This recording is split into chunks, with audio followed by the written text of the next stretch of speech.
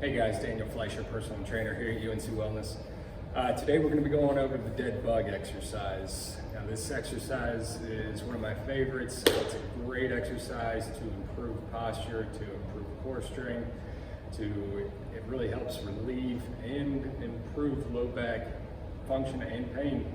And it's just an all-around good exercise that you can progress to very difficult and regressive all the way down to very simple. So it really covers all of the challenging aspects of an exercise that you want. Now, the first thing I'm going to show you is just the standard dead bug exercise. The main thing on this one is the setup and the positioning of the low back. So what you want to do, you're going to start with both feet up in the air in a 90-90 position. You're going to have the arms straight out in front of you, okay? And then what you want to do is you want to kind of flatten the low back. So you want to tilt the pelvis, what's called a posterior pelvic tilt. You want to tilt the pelvis until you feel the low back press into the mat. Now think about drawing the belly button down towards the mat. You'll be here, hold that position. That'll activate the lower abs. Hold that position as you bring the left leg out and extend the right arm. And then you'll come back, repeat to the opposite side. Now this is a very easy exercise to do it correctly, as a lot of people do. What they'll do is they'll just come straight out, and as you can see, I can get my hand under there, and that is defeating the purpose of the exercise. So what you want to do, roll right onto that, into the low back. You want to keep that low back flat. Maintain a flat low back. Maintain that pressure into the floor throughout the entire movement. All right, so now that we've done the standard dead bug, we're going to look at some regressions. So something that's going to make it a little bit easier and a little less challenging if you have trouble maintaining that low back positioning, or your core isn't quite strong enough, or if it causes any sort of pain. So you want to make sure that you regress, start from the very bottom before you start to add any sort of weight or implements to it. So the first thing we're going to do are just heel taps. So you'll start here, and all you're going to do is you're going to lift one leg up and then the other. You can even do this with the arms down, and this will help to kind of get into the lower abs.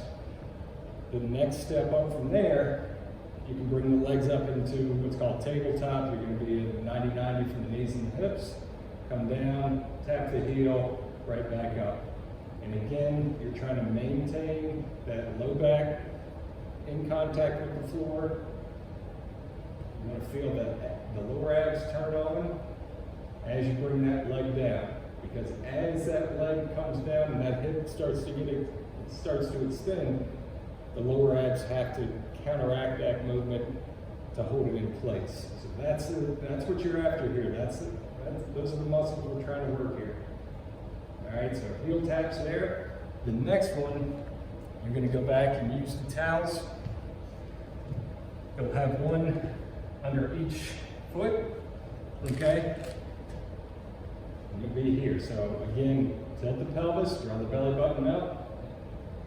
Bring the abs, try and sink right down into the low back, into the floor, and then come straight out, pull back in.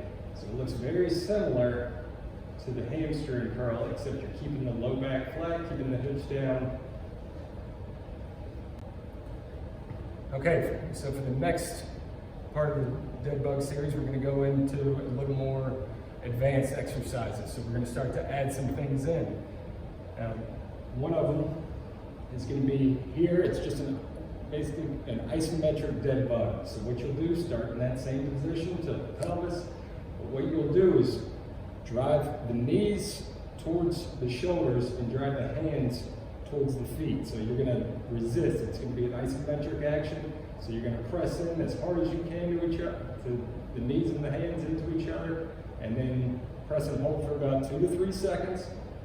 And then you're going to bring that one leg down and then the opposite leg down. Okay? So press and hold, extend one side, tap the heel to the floor, then the other side. And we're going to start to add in some variations of the Deadbug exercise. So we've looked at the progressions, the regressions. Now we're going to start to add in some weights, some bands, TRX as well, even a foam roller. So the first one I'm going to show you is with dumbbells. Okay, if you don't have access to dumbbells, then canned food, anything that adds a little bit, 1 to 2 pounds extra weight. What you'll do here, it's the exact same setup as the standard Deadbug. So the feet are up in the air, arms are extended, roll the pelvis, flatten the low back, and then coming back each side. Now this is very challenging.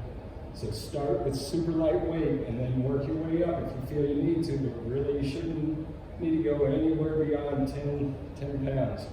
Okay, that'll be more than enough. Any more than that, you might risk putting a little stress on the shoulder. All right, and then from there, what you can do is go into a press. So you bring it down, floor press up, and then into a Deadbug. Down, up, extend out,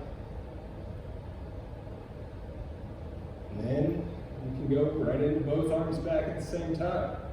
So one leg's down, both arms back, here, press.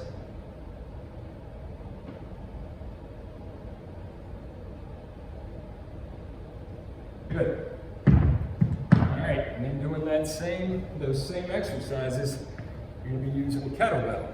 All right, so same principles apply. Flatten the low back, arms extended, come back,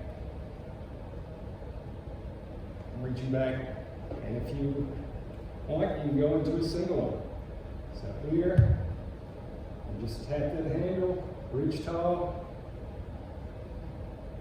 and then switch sides. Okay, and then also doing the exact same movement, you can use a medicine ball. It's the same thing, coming back, and then here. So a medicine ball is a little bit more comfortable than a kettlebell or a Deadbug. Okay, now that we've seen with weights, now we're going to start using a stability ball. So the stability ball, you want right in between in the front of the knees, so on the thighs, and the hands are going to be in the exact same position. All right, you want to keep it off of your midsection, so make sure there's some space between your stomach and the ball. Don't let it rest. And what you'll do is you're going to press as hard as you can, almost like you're trying to pop the stability ball. Press as hard as you can, come down, and then switch.